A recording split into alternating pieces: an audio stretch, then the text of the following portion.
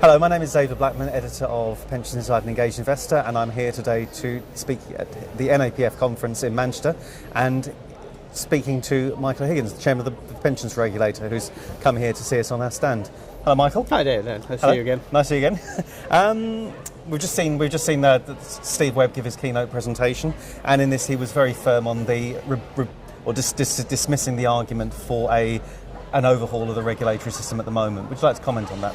Yeah, I think there's two aspects to it. One is timing and one is about substance. On timing, he's really clear that with all this going on at the moment, the last thing we want to do is have people being distracted by moving the deck chairs, and I entirely agree with him.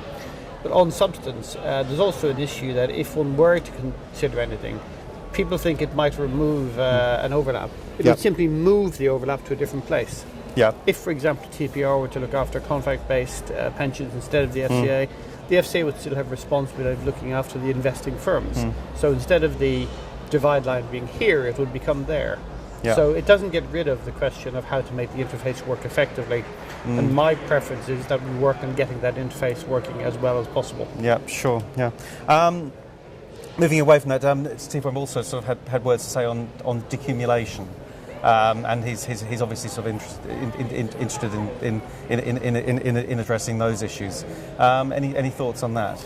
Yeah, I thought his response to one question where he was asked about whether he would sort of hardwire some of the rules about decumulation was very interesting, because he said he didn't favour hardwiring because in 2 years' time some things might have changed. And I think the attention given to decumulation now is important. I think there is a strong case, particularly at the bottom end of pension pot size, for looking at widening the options available to people so that they don't simply have to go into annuities or look for some form of more flexible drawdown if they've got enough, but that there should be the possibility of investing in equity vehicles like equity income funds in some sort of ISA-like structure to give people that greater amount of choice, particularly at the moment when the annuity rates are so low. I do fear that in 10 years' time we might have people saying, why was I annuitised mandatorily at a time when the rates were so low? You know, was this mis-selling? And that's the last thing we want with pensions at the moment. Sure, So a lot more flexibility around what people can invest in. Constrained not absolute flexibility, but I think a widening of the constraints. You know, we've got effective equity markets and some very good funds available. People, if they took out an equity income fund, for example, you might say their capital is at risk, but if they annuitise, they've lost all the capital anyway. So I think that a bit more scope for people, particularly those whose pots are not big enough and whose pension guarantees are not big enough to allow them to go for total flexible drawdown, would be good. Sure. On the DB side of the equation, it's going to be there's going to be a big announcement later in the autumn from the regulator on the new sustainable growth objective and the new code of practice. Can you outline for me sort of the approach you're taking in terms of promoting greater transparency? Yeah, I mean, we took the opportunity of the planning for the new objective to think about the code, which hasn't really been rewritten substantively since 2005. So we're rewriting the code in full. And what we're trying to do is to lift the veil on how we do things. So people have wondered for a while about, do we have trigger this or trigger that? Our April statement made it clear that we're moving away from individual triggers to a more holistic risk management approach. We'll say quite a lot more about how we will do those things, and we'll give some scenarios in the code about how we would treat certain situations.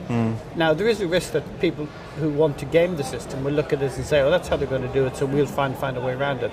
But I believe that for the 95% of funds who are trying to do things and schemes who are trying to do things the right way, it's important they understand how we're thinking so that they can take that into account in doing the right thing. And we'll worry about finding other ways of dealing with those who want to game or otherwise not do the right thing. Tim also sort of spoke about that perhaps there'll be more of a focus on a fewer number, less investigations, but perhaps more deep dive investigations when you do. We're now well into the third tranche of plans coming to us, and by now we have a pretty good idea of where most schemes are. You know, there are some schemes that are well funded and with an employer who's willing to keep funding it. There are others who are a bit more ambivalent. There are some that are in difficult situations.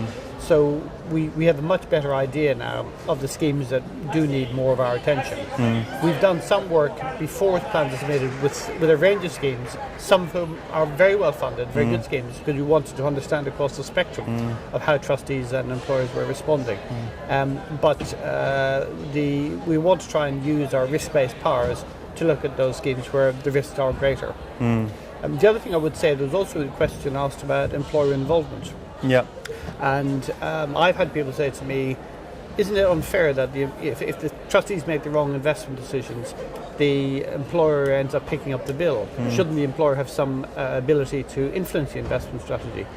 And as Tim said in his response in the conference, we don't quite understand why employers don't use the ability they already have to get involved in discussions.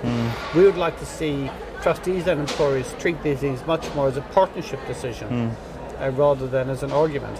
And as a partnership decision, move to what worked best for both the pension scheme and the employer. Because as we consistently say, in the end, the best support for the pension scheme is a strong, sustainable employer. So there should be there is flexibility for employers to get involved. Absolutely, they have the ability to get involved at the moment, not just through the trustees, but more formally, and to discuss the nature of an investment strategy that might make sense for everybody. Yeah, sure. Well, thanks very much for your time, and hope you enjoy the evening. Okay, thanks very much. Bye, David.